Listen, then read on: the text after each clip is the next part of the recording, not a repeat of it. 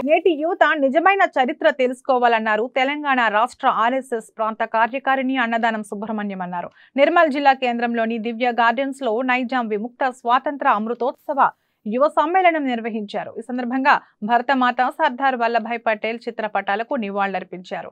భారతదేశానికి స్వాతంత్రం వచ్చిన 13 నెలల తర్వాత తెలంగాణకి సర్దార్ వల్లభాయ్ పటేల్ సైనిక చర్య ద్వారానే స్వేచ్ఛా వాయువులు లభించాయని తెలిపారు. అన్నదానం సుబ్రహ్మణ్యం తెలంగాణ సమాజానికి ఒక నియంత అయిన నైజాం నుండి విమోచనం లభించిందన్నారు. చరిత్రను భావితరాలకు అందించేందుకే నైజాం విముక్త స్వాతంత్ర అమృతోత్సవాలను నిర్వహిస్తున్నట్లు సుబ్రహ్మణ్యం వెల్లడించారు.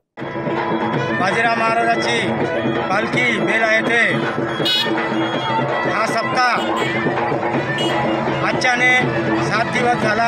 7 दिवसामध्ये हा 7व्या दिवशी या ठिकाणी ज्ञानेश्वरी पारायणचा सप्ताह होता. त्या सप्त्यामध्ये बाजीराव महाराजांच्या पुण्याने हा सप्ताह आमच्या मेला मंडळात नाही तर 3 जिल्ह्यामध्ये बाजीराव महाराजांनी आता 3 जिल्ह्यातच नाही तर पूर्ण राष्ट्रात सुद्धा होते असा मला भरोसा आहे. कारण 1982 मध्ये बाजीराव महाराजांनी आपल्या परिसरात येऊन सप्ताह हे कार्यक्रम चालू केले म्हणलं तर सर्वांना मार्गदर्शन